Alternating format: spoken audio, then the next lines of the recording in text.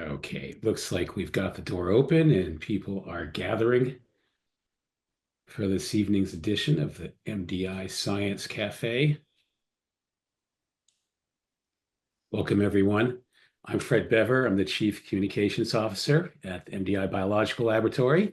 Our topic this evening is examining potential PFAS contamination of well water on Mount Desert Island. You probably all know that PFAS, forever chemicals, are linked to serious health risks, high cholesterol, increased cancer risks, metabolic disruptions, and we learn more every day. So there are a lot of urgent questions about how widespread contamination might be, what we can do to protect our communities. And fortunately, joining us here tonight are two scientists who've been working on these issues very hard over the past couple of years. They've broken some new ground. They've published significant research on a surprising player in the spread of PFAS, which is rural schools like MDI High School. So I want to welcome them, doctors Jane Disney and Richard Hilliard. Thanks for joining us tonight. Thank you very much. Rich, you there? Oh, yes, hello. Okay, Thank you. great. So Jane directs MDI Biolab's Community Environmental Health Laboratory. She's worked for years to develop our understanding of how contaminants such as arsenic or toxic metals find their way into our water supplies, how to take action to protect ourselves. Her work is it's very highly engaged with the public, and on the educational side, she encourages students and teachers and parents to collect samples, to create data, to do analysis, to make curricula, to learn more about these factors in our lives and to spread awareness of the issues. Recently, she's increasingly turned her attention to PFAS. Also, Janie, is it PFAS or PFAS? I say PFAS. Okay, it's sort of in between. There doesn't seem to be any settled. It's like Salisbury versus Salisbury code. Kind of. So also with us is Dr. Richard Hilliard. He recently earned his Ph.D. at Oregon State. He joined Shane's laboratory a little over a year ago. Rich, is that right? That's right. That's right. Okay, he's doing his postdoctoral research, and he's done some work in the past on how plants uptake PFAS chemicals and other chemistry, but now he's been working with Jane on these questions about how they spread in our environment. And so we'll learn a lot about that tonight. And I'll let these guys take it over in a minute. First, I do want to encourage everyone to participate, to bring your questions to the table, to raise your hands. A few different ways you can do that.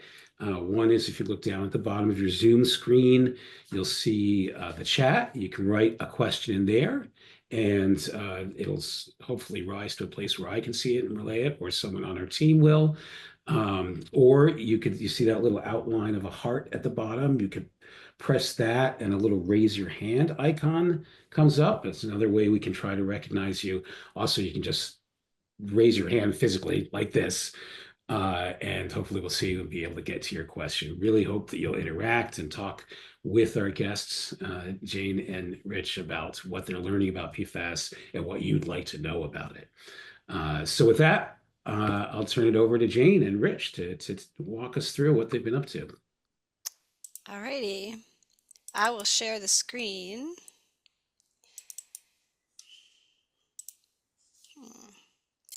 Let me try again. How's that? There it is. All right, so tonight Rich is going to lead us off, give you some background on PFAS, give you some perspective on these chemicals, and then I will talk to you a little bit about what's been discovered in local schools, and Rich will bring it home with telling you about his work in and interest in the environmental transport of PFAS and what some of our next steps might be. So I will let Rich get started, but since I shared it, I'm going to have to either anticipate when to switch the slide for you, or you just feel free to tell me, Rich, okay? Sure. And All I right. think we might as well ask people to hold questions till the end, would you say? I think so. Yeah. Okay. Yeah. Yeah. We'll try to leave plenty of time for that. Yeah. Okay. Okay, well, yes, I'm Rich Hilliard, of course. I work with Jane in the Community Environmental Health Lab. And just to give you a brief introduction to PFAS, which you may or may not be extremely familiar with, they come in all sorts of shapes and sizes. Really, the shapes are typically linear, these linear molecules with a carbon backbone and a mostly fully fluorinated backbone. And then there are different functional groups that affect their chemistry somewhat. And we will be referring to these abbreviations like PFOA, PFOS. One reason I say PFAS instead of PFOS is there's one we call PFOS, PFOS. But it does get a little confusing, and we don't expect you to know the names of all of these molecules, but we can hopefully illuminate the mysteries that may arise due to these abbreviations. Can go to the next one. And in Maine, the state regulates 6 of these compounds in public drinking water. It wouldn't apply to your private drinking water. If you have a well, of course, a school where a bunch of people are drinking the well water is a public water source, so that would be regulated. But even if you have a private well, if you have above 20 nanograms per liter of these 6 compounds all put together, perhaps you should take note of the potential health effects and the opportunity, let's say, to do something about that. So these compounds are in all different kinds of products, and we have a chart later that where we will show you some of these, but sometimes it even says right on the can, like it says F4. That's a 4 fluorinated carbon long compound. You can be pretty sure. Now I think manufacturers aren't, if they're still using these in products, they're not so proud about it, but they probably are still using them once, the persistence of these compounds has been, well established now for a while. So we mentioned nanograms per liter. That's also parts per trillion. And 1 part per trillion is, as you can see, equivalent to 1 drop of water in 20 Olympic-sized swimming pools. So, 20 parts per trillion is, 1 drop of water in 1 Olympic-sized swimming pool. Still a really, really small amount, a really trace amount. And it's only possible to detect these compounds at these amounts because of recent advances in high performance chemistry, analytical chemistry, let's say. But they're still concerning at small quantities, so we need to take note. Of course, we mentioned they're in lots of different products. If you look, you can see lots of different wrappers, things that are sort of meant to resist moisture or resist stains. Keep the soggy pizza from like getting onto the car seat, nonstick cookware, a variety of different cosmetics and cleaning products, and also firefighting foam, which is if you saw the news about down in Brunswick this past summer, you will probably be aware of, and we can talk more about that later. So the health impacts are, as Fred said, I think it's accurate. We're sort of learning more every day. There are lots of these compounds, and attributing specific health effects to them is very complicated. But we do know that there's strong epidemiological evidence that they affect everything from cardiovascular health, risks for certain cancers, blood pressure, preeclampsia, or can cause preeclampsia, liver enzymes, birth weight, lowered vaccine response in children. So they have a manifold impact on your health. This is a graphic we've adapted from the National Institute of Environmental Health Sciences because it sort of spoke to everything that I feel like I've been working on in the past year. It's hard to, just go out in the environment and look for PFAS and not also be like talking to the community and potentially looking at the health effects of what you're finding, and also, fielding a lot of questions as I do about, okay, well, what do we do about these compounds? Like, can we, you know, treat our well water? How do we get these? How do we stop using these products? How do we do something about this wide-ranging issue? But tonight, in particular, we're mostly going to talk about what we do, what we've detected and how we have engaged with the communities, a number of different communities, to try to understand what's going on with these chemicals in the community.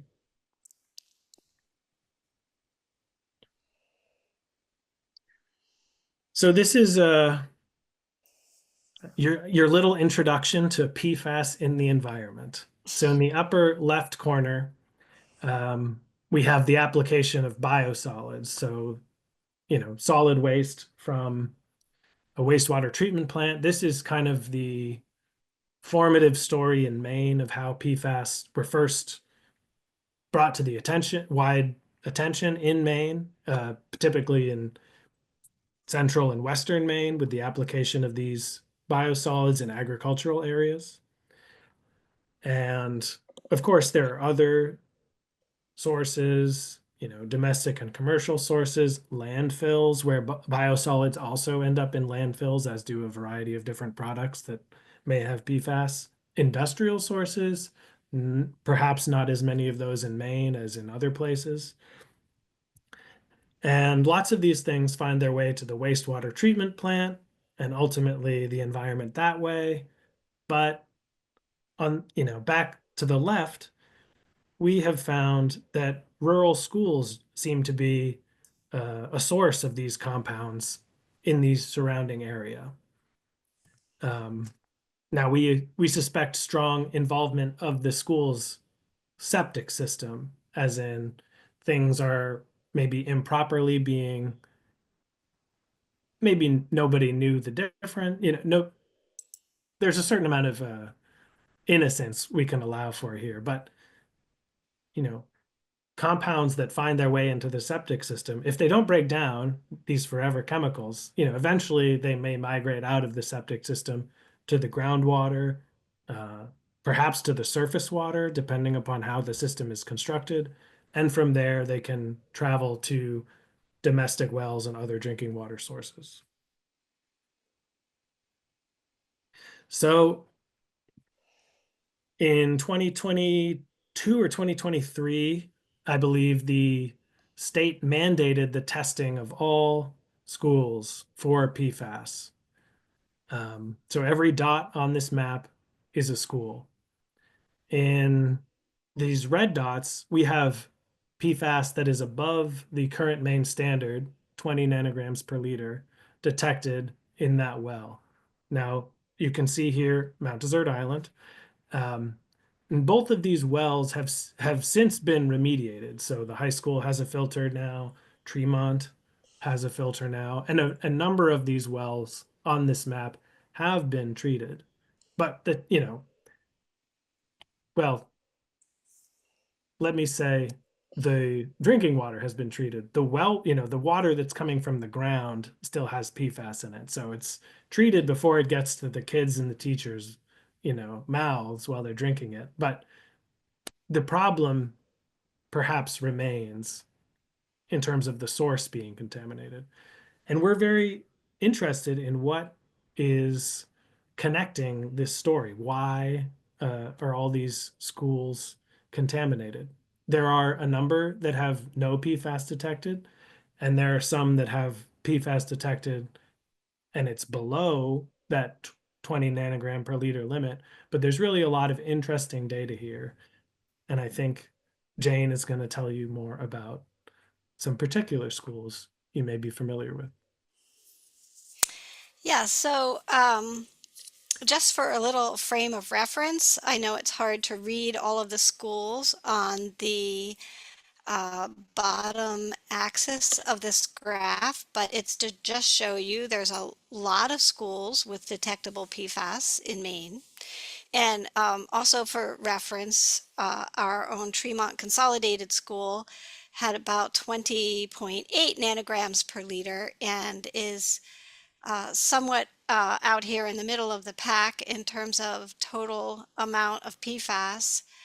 However, MDI High School had quite a bit more back in the day when it was first discovered, closer to 85 nanograms per liter, but still wasn't one of the highest levels that were detected in a school drinking water sample. So I want to take you to the story of MDI High School because it's where we've spent a good deal of our effort. We collaborated with a number of people on this project. We couldn't have done it without our supporters at the Harvard School of Public Health, which gave us a pilot grant to work on this, and some private funds from the Schultz family that enabled us to bring a postdoc on board and really accomplish this mission. We had College of the Atlantic students involved. Ludwin Moran Sosa ended up being a first author on a publication we recently got out about this story. But I want to take you through these figures to help you understand a little bit about what we knew at the time and what we know now about PFAS in the center of the island. So for a little orientation, these squares are all on the MDI High School property. And the high school did this testing. They had an environmental consulting firm come in and not only look at the well water, which you can see these black symbols all mean that the PFAS was above the Maine 6 that Rich talked about. And these squares represent groundwater, wastewater, surface water, lots of different water types on the campus. And then we met with some homeowners who wondered whether or not this contamination event could extend beyond the high school campus. And we helped homeowners test their water. All of these circles here are water samples that we were involved in taking. We had one homeowner who tested their own well. But what you can see is that we have a couple of houses across the street from the high school that also are above Maine 6. And then we have some other schools that fall in an area between PFAS being detected and PFAS above some new EPA standards that have been set. So a range of PFAS levels and concerns out here on Eagle Lake Road. What you see next to that map is what we call a heat map. And we have this as a sort of data visualization tool to help everybody understand how all these samples really relate to each other. So you'll see that we have the houses and all the water samples from the school on one side of this heat map, and same on another side of this heat map. Wherever you see dark blue, then we have a water sample somewhere and a water sample somewhere else that are highly correlated or associated with each other. So here you can see a groundwater sample from MDI High School highly correlates with some surface water at the high school, the wastewater at the high school, a different groundwater sample at the high school, the drinking water at the high school, but it also relates to some wetlands we tested across the street from the high school, and then these houses down Eagle Lake Road. And you could go across and do this kind of analysis all the way across. If you're familiar with statistics, you know that asterisks are often used to indicate how statistically significant two things are. And so when you have more asterisks, then you've got an even higher degree of statistical significance. So for example, house number 3 is statistically significant in terms of its relationship to the well and the wastewater and the groundwater at the high school, but not as significant as, say, house number 7 is to a couple of these samples, or is to wetlands across the street from the high school. So that's how we read these things and try to share information. There's another way to visualize how water samples are related to each other, and that's by creating these bar charts, these stacked bar charts that we call profiles, because they act as sort of a fingerprint. We can take a look at how water samples look by assigning colors and patterns to each of the PFAS chemicals. And then when you look at PFAS, not in its total concentration, because some are such a low concentration, it's hard to see what's going on there. But if you look over to the right and you now have each PFAS chemical as a fraction of the whole sample, now you can really see how identical some of these samples are to each other. It's almost uncanny. So that's the paper that we have out. And then, having looked at MDI high school and then looking at really all of the high schools data across and elementary schools across the state of Maine, we're beginning to wonder, well, what is it that these schools have going on? Like, what is it that schools might have in common that could help us identify how to maybe mitigate or lessen the amount of these PFAS chemicals that are in wastewater coming from schools, and then also, maybe prevent any ongoing contamination issues. So this is a different kind of a map. It's not a heat map like the other one you looked at, because this time we have some PFAS chemicals along the bottom, and we have actually the top 15 schools in the state of Maine for PFAS levels in drinking water. And this was at the time before they may have put in a filtration system, just to give us an idea of how these schools relate. So in this branching pattern over here, you can see, like, these two schools are very similar to each other, right? And they're also not that dissimilar from this school. So this gives us a way to look at clusters of schools and begin to ask this question: what is it they have in common? In this case, I'm throwing up an image of some floor wax. Floor wax is known to have PFAS chemicals. Are they all using the same floor wax? Have they all contaminated their wells? Have some of these schools perhaps had some of those biosolids applied to gardens or grounds or playing fields? Like, what is it? And we have a bunch of students coming into the lab this summer that we hope will help us begin to think about how we can answer these questions and better understand and communicate with people around Maine about what could be going on.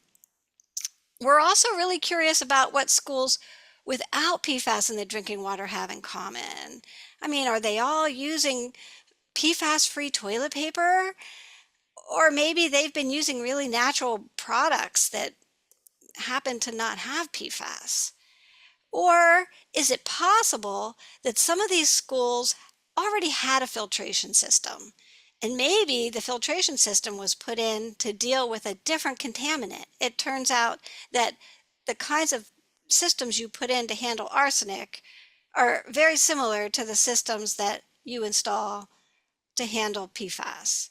So in one case, we know where there was a high school right next door to an elementary school, and the high school had really high levels of PFAS and the elementary school didn't have any.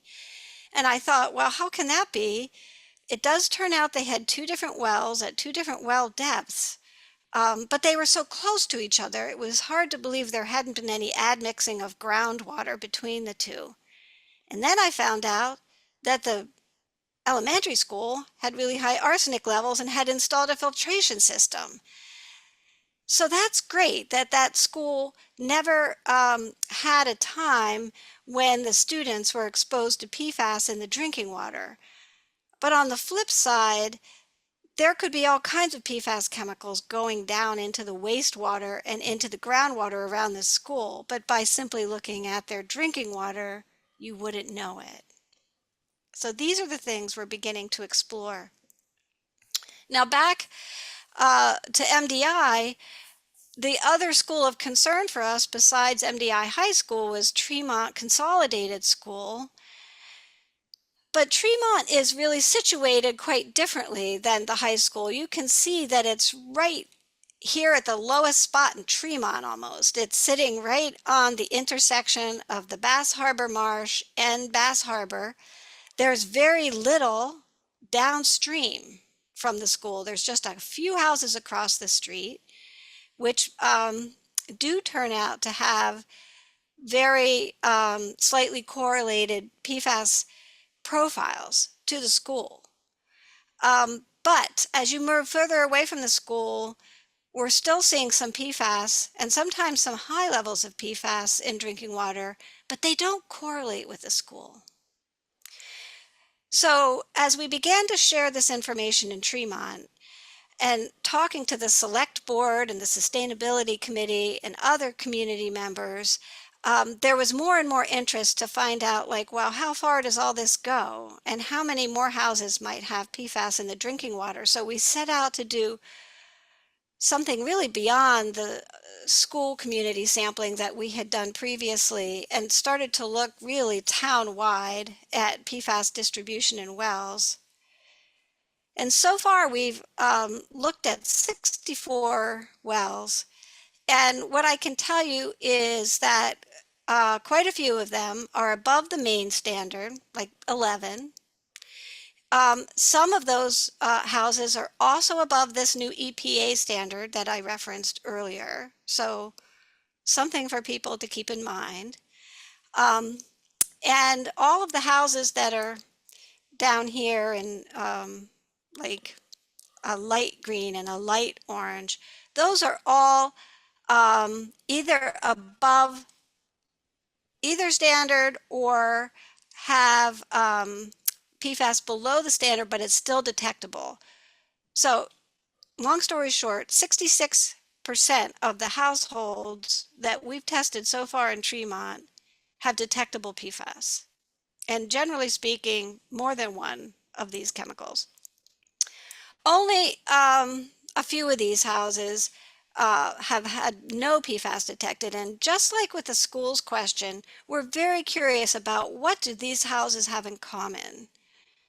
What do the houses that have PFAS have in common?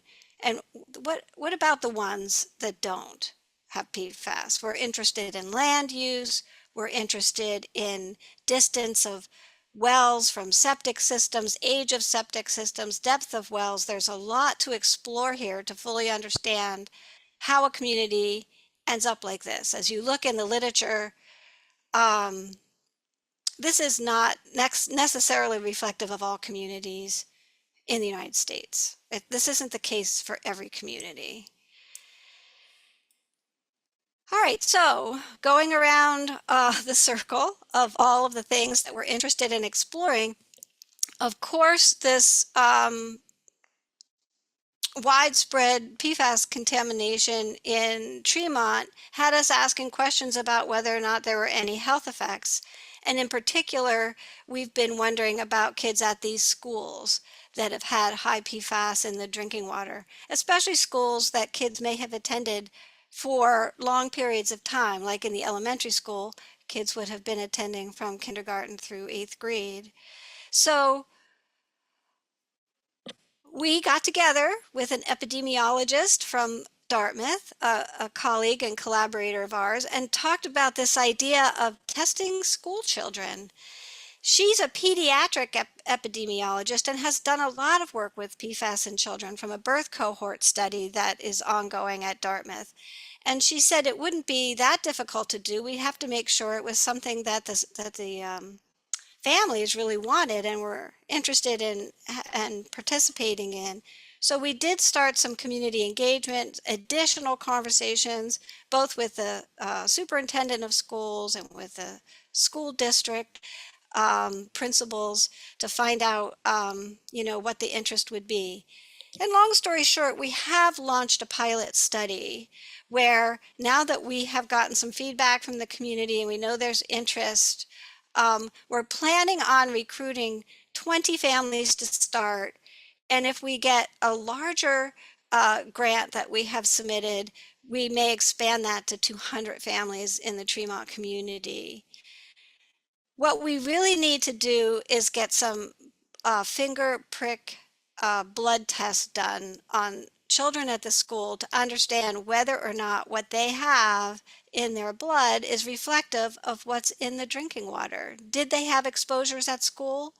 But we would also need to collect water samples in their homes to understand whether their primary exposure was at school or at home, or whether we can discern whether they had exposures in both places.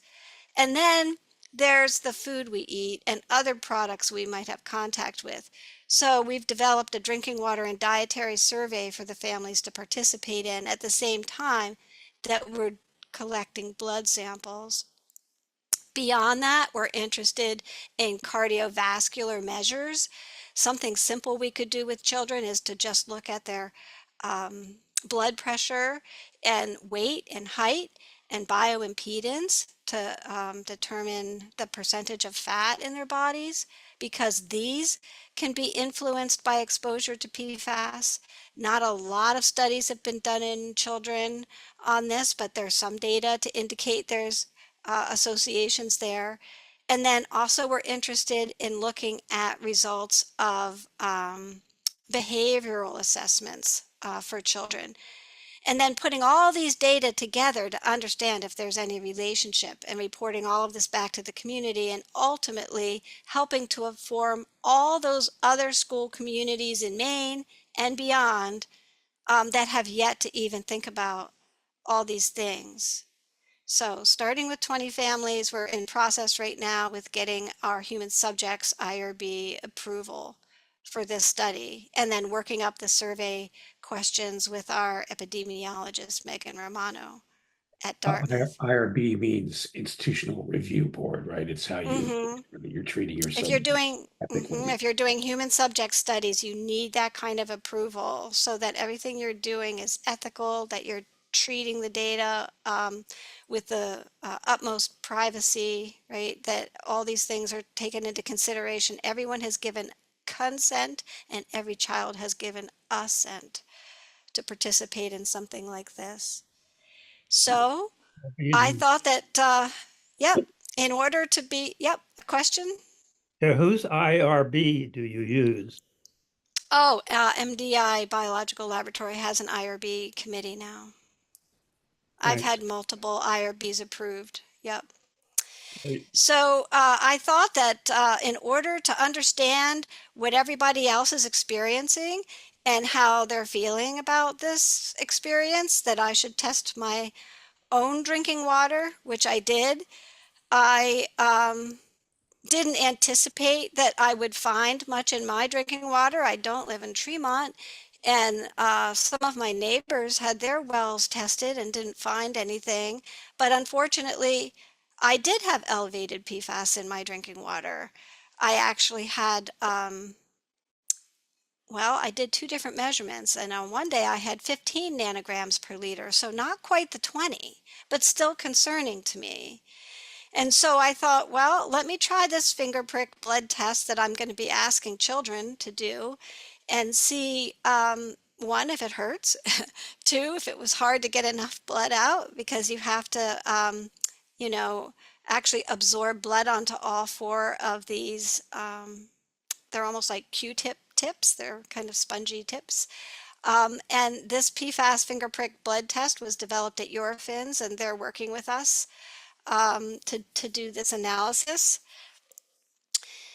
And yeah, so I did the test, I got the results, and they were also quite interesting. It turns out that my blood has almost exactly 1,000 times the concentration of PFAS that is found in my drinking water.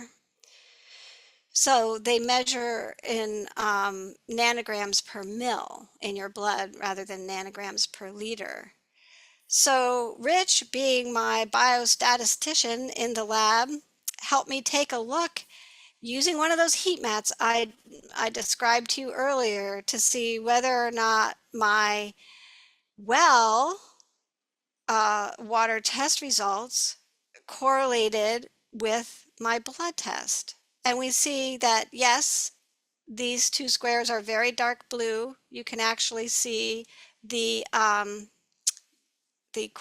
correlation coefficients here, 0.93 and 0.94. So we didn't get a statistically significant correlation, but we got a very high correlation. You can see that my two well water tests are highly correlated with each other, even though they were taken several months apart. And the other thing to note is that my blood does not correlate with the high school drinking water or wastewater. Some of you might know I taught there for 10 years. So I thought, well, maybe my blood might also be highly correlated with the high school, but it's not.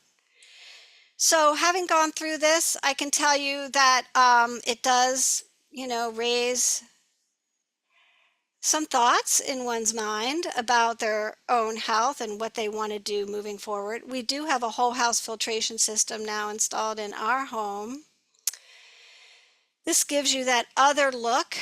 You can see that the high school wastewater and well have very similar patterns for these particular chemicals that we're looking at, and that my well doesn't look like the high school, but my blood looks more like my well. And so what does all of that mean? Well, there are recommendations now for people that if you have less than 2 nanograms per mil in your blood, then you're not really going to anticipate having any adverse health effects. But between 2 and 20 nanograms per mil, there are potential adverse health effects, especially for sensitive populations, and things that you should be looking for. And my blood test result landed me sort of in the middle here. Some of these adverse health effects that you would screen for if you fall in this range are hyperlipidemia, which means that you might have elevated lipids in your blood, in particular like low density lipids that are considered bad cholesterol that could lead to clogged arteries and risk of stroke. Also, for pregnant people, blood pressure issues are a problem, and preeclampsia. So there are things to look for. And then over 20 nanograms per mil, which, by the way, a lot of folks out in Western Maine whose wells were contaminated from that biosolid application to agricultural lands, a lot of those people have well over 500 nanograms per mil. So lots of potential health risks there.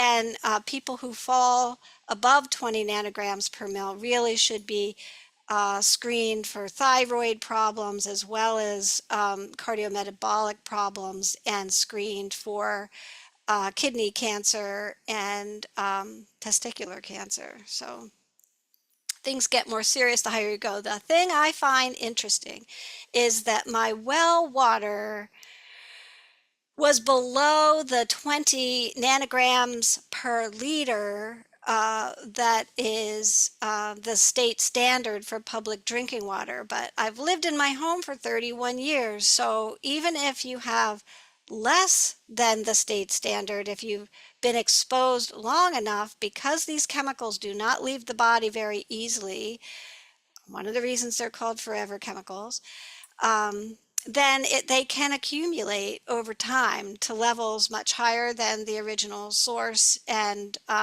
enough to land you in perhaps a concerning health bracket, even though you were below a standard for drinking water. So that's what I have to say about health effects. I'll turn it back over to Rich, and he's going to take it home with some thoughts about, well, what about the rest of the environment? And then we'll take some questions.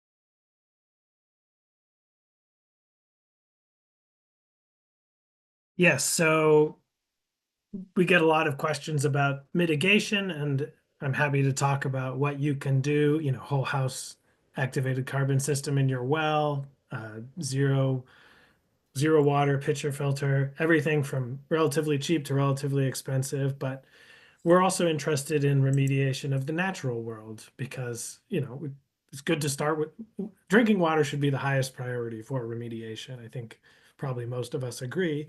But we have a lot out there in the environment that we're concerned with as well. So a COA student, College of the Atlantic student, made us this wonderful map using LiDAR data that infers how the water from Mount Desert Island High School campus is draining down towards Somme Sound. And you can see down in the bottom left, we have these three yellow culverts, which we went down and trooped around in the woods and found these with our eyes. So they're really there.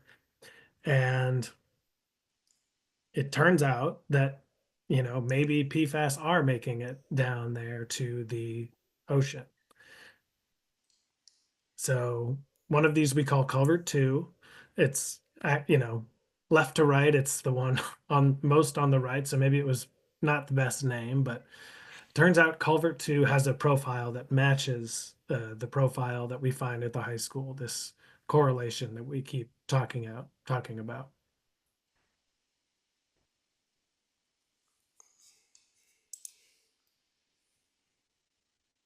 So there's culvert 2. There's the high school off in the distance. We've got the bald eagle flying over. And here we have culvert 2. So we've also been investigating this area. We have some preliminary data showing very, very, very minimal contamination of sediment, low levels detected in some shellfish draining down into the sound and in this kind of salt marsh area. And we also have a summer project that we're excited to maybe engage some of our summer students in, where we continue to look in this area, look at some of the peat, which is a high organic matter like sediment, which we think will accumulate a lot. Maybe refine some of our our sediment sampling methods. Continue to look at shellfish and also look at some of the salt marsh grasses that may be taking up this pollution, and so maybe serving as a kind of sink for this pollution. No one, you may be surprised, but not that many people have really looked at this. So there's a lot of question marks still about what is going on down in this area. So we have a small pilot grant from Maine Sea Grant to do this testing this summer. The testing is very expensive, unfortunately. So, I mean, I guess that, as scientists, that kind of makes us first to do a lot of things because it's expensive to do, but it's unfortunate because you always want to do more testing.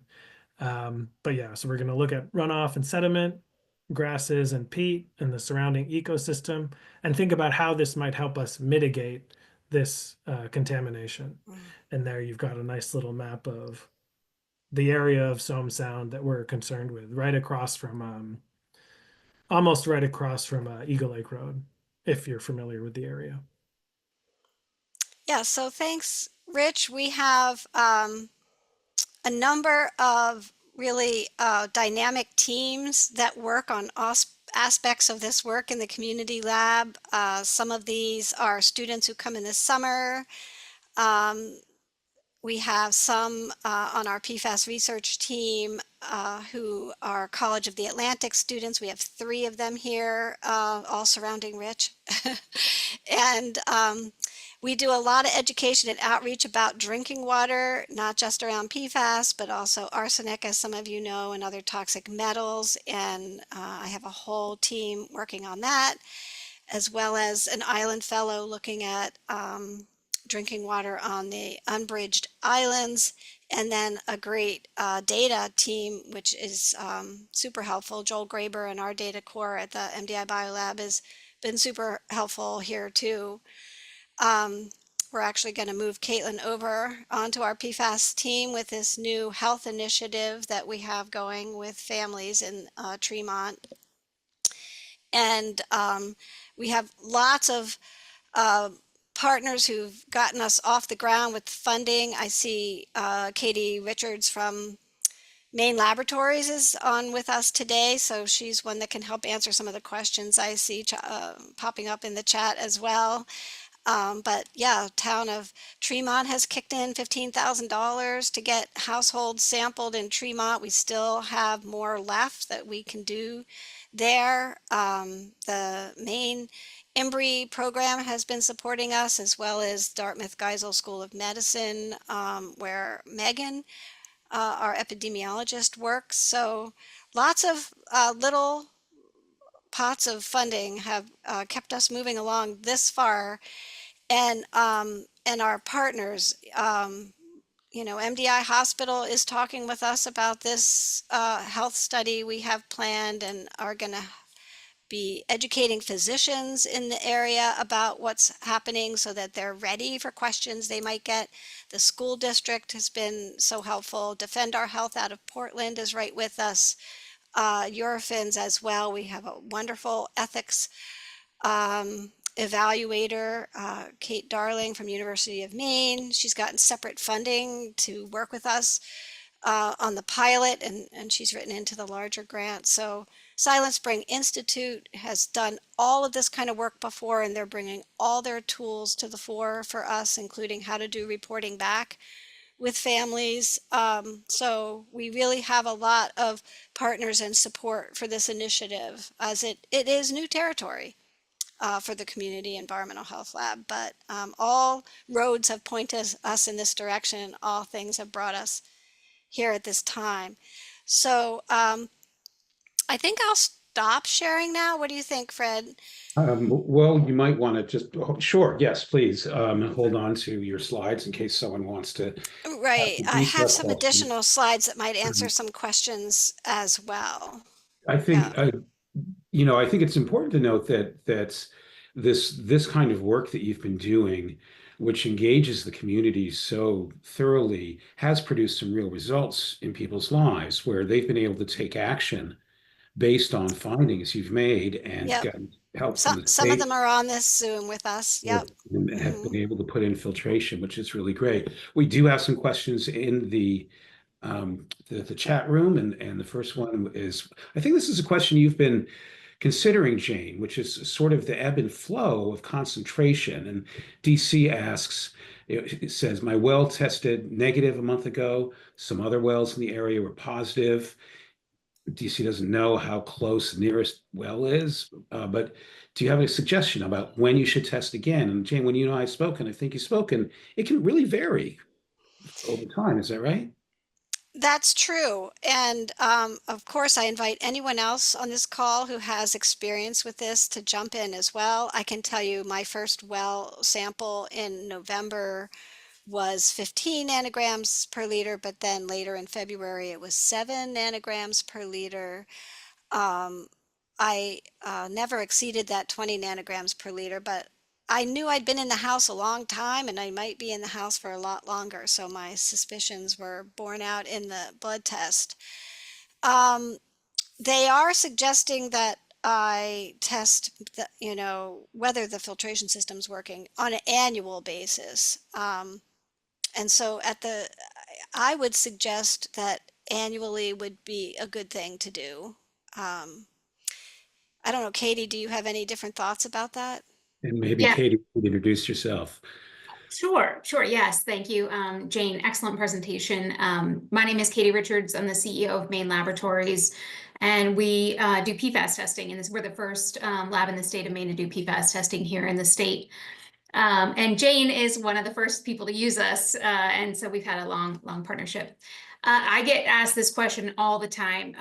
So I like the answer annually. And that is less about the idea that the PFAS in your well would change. It probably would remain the same. I think, Rich, you kind of made the point earlier, and more about making sure that whatever treatment system you have installed, if you installed one, is actually doing the job that it should be doing and filtering the PFAS out. So it'd be more of a check to make sure that that's still working. Mhm. The only other time I would say it might be useful to do like an ad hoc test is if there's some activity happening near you, like construction, new building being installed, somebody's dug a new well.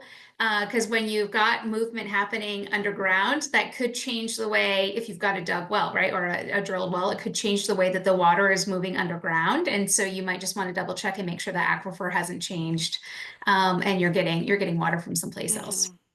I've seen changes with blasting as well. So if like there's road work going on and there's blasting, and that changes multiple things like water quantity as well as metals. I mean, it's not just PFAS, but anything that breaks up that bedrock aquifer and sends water moving in different directions that it had been before. But thank you, Katie. Jane, Katie, you mentioned earlier that it can be expensive. Now that's well water. What about that fingerprint prick that you did? Is that expensive? Is this something people can afford Almost to about the use? same price. So I guess I should preface with saying that there's a piece of legislation in the works in Maine that would require insurance companies to pay for blood PFAS testing. I don't know the status of that right now. I actually wrote a testimonial as a private citizen and told them about my blood test results.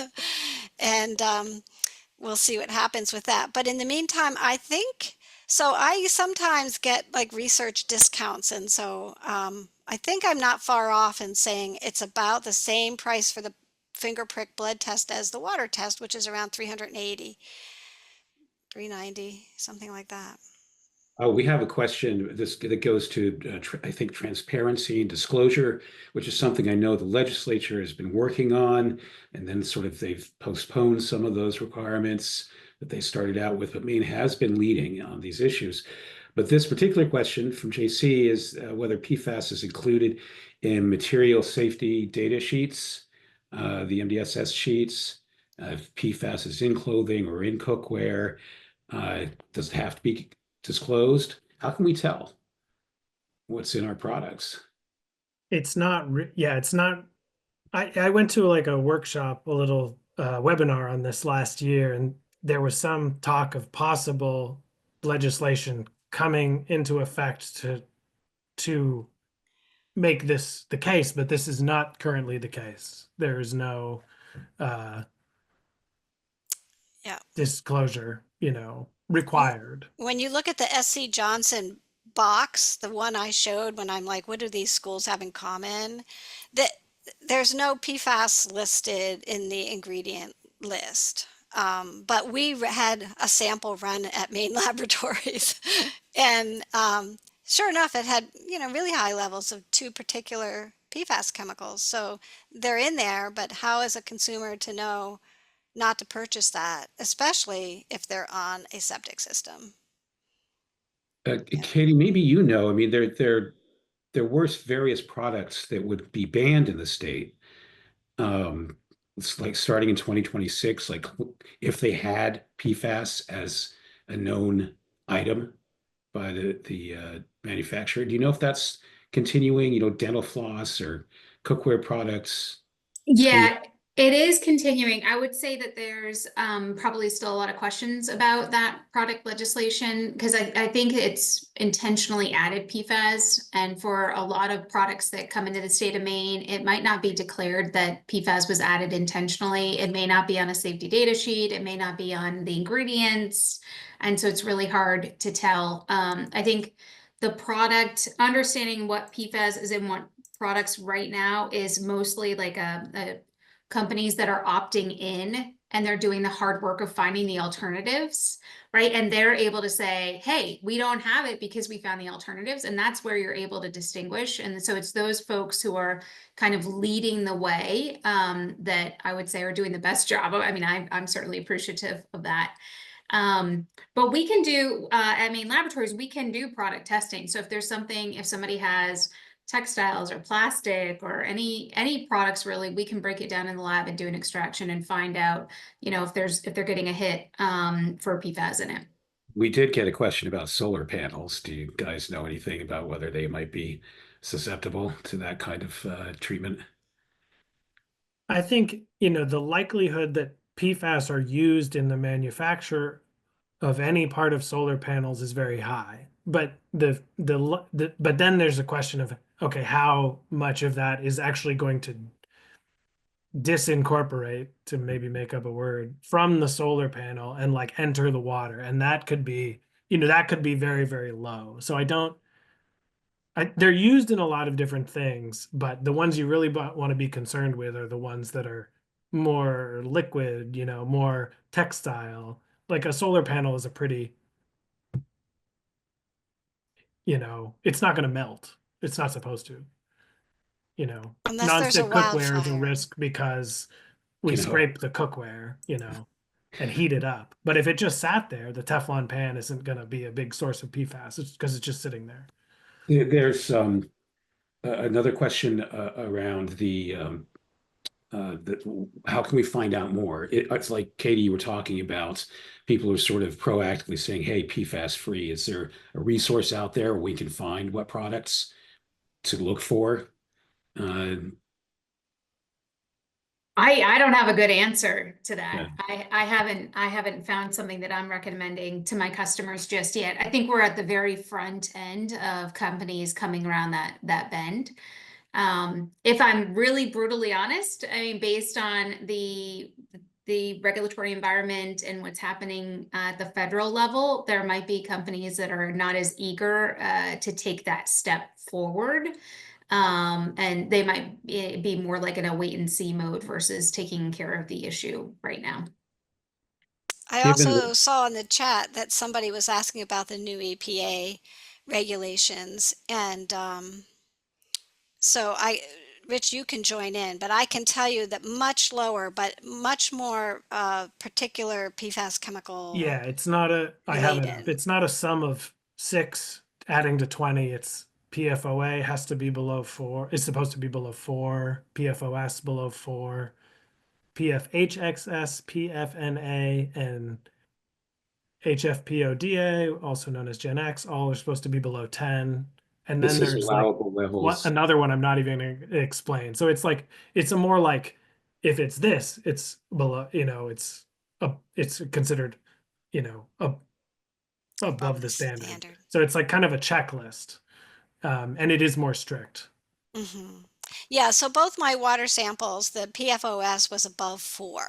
So by EPA standards, my drinking water did exceed the, you know, that EPA standards for public water supply. They don't have Okay, but just to be clear, it was a proposed standard. It's not like as far as I understand it, it's not a standard. It did get passed in April of 2024. So the federal standard was changed to what you just described, Rich. You did a great job describing that, by the way. And so it is the standard for federal drinking water. It's federal standard. And then each state then has to follow whatever their rulemaking process is to adopt the federal standard. And Maine is, I believe, from what I understand, is that they will be adopting it, but I don't believe they're going to be starting the process until the fall of 2025. And then that rulemaking process, you know, takes time. There's several different steps that have to go into it, including like a public comment period. So I wouldn't expect that the state of Maine will be following those standards probably until sometime in mid 2026. Yeah.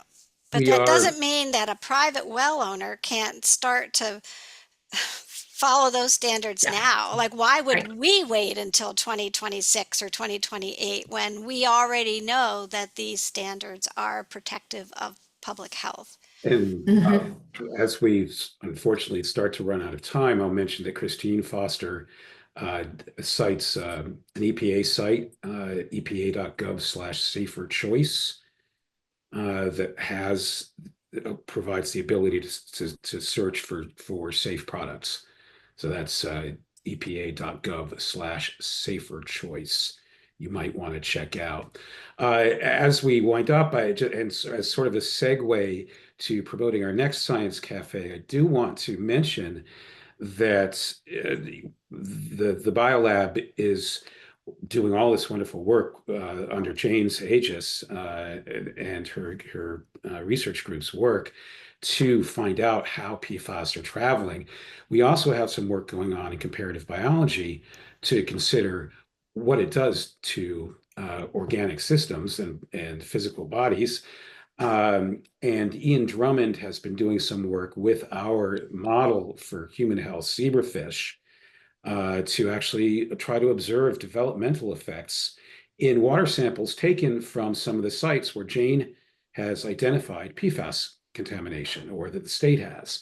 And so that work is going on. There was a class, a week-long training on campus a few weeks ago with students who were members of that training network called the IMBRI, came from all over the state. Faculty came from various parts of the states to join Jane and Ian in doing original research with these students to test PFAS effects on zebrafish. That eventually will help us understand what their effects might be on us. Ian is performing that work as within MDI Bioscience, which is an applied science and drug discovery initiative within MDI Biolab, which will be the subject of our next Science Cafe.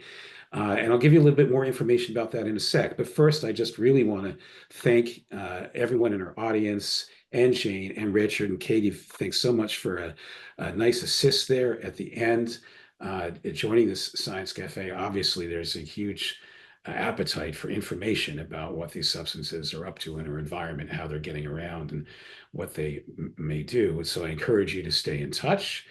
We will be putting a video of this up in several days so that you can revisit it and you can revisit some of the resources that are in the chat. The Science Cafe that I mentioned for next month will feature Herman Holler, who's our president, and Jim Strickland, who is part of the MDI Bioscience Initiative. He's now the Senior Director of Research Partners and Translation at the Root Institute at Northeastern, down here in Portland. And so I hope you'll all join us for that, the first week of May. And Jerry is telling me that we have a raised hand in the audience here, and I don't want to leave someone who's being so patient. Jerry, maybe you could direct us to that person. I'm not seeing Sure. that. So DC looks like he has his hand raised here.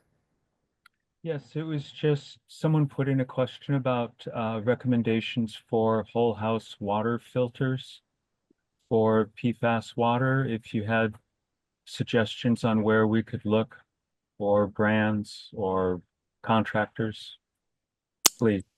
Well, if you're in the MDI area here, there's really two companies that seem to be doing all of these installations. One is Norlands and the other is Air and Water Quality. I think DEP, Department of Environmental Protection, works with both of these companies in this area.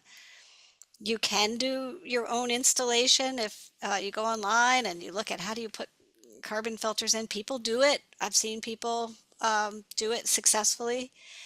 Katie can always test pre and post filter and help confirm that it went well for you. We've had a couple people send pre and posts after working with Air and Water Quality, and it seems to be working really quite well, getting the PFAS sometimes down from like 200 nanograms per liter to 0. So that's been encouraging. But the first one? Norlands, Norlens. Thank you. I am putting my email in the chat. Anyone should feel free to contact me if you have further questions or requests for information, and I'll try to get the answers or get you to the right person. I am fbever@mdibl.org, and that's now in the chat. So please don't hesitate. If you have some more questions for us, I will try to field them and get them to the right person. And so with that, I think I will thank everyone for joining today. That was really Thank great. you. Thank you all. Thanks, I everyone. appreciate it. Great. Thanks Yeah. for your work, guys. Really Thank awesome. you.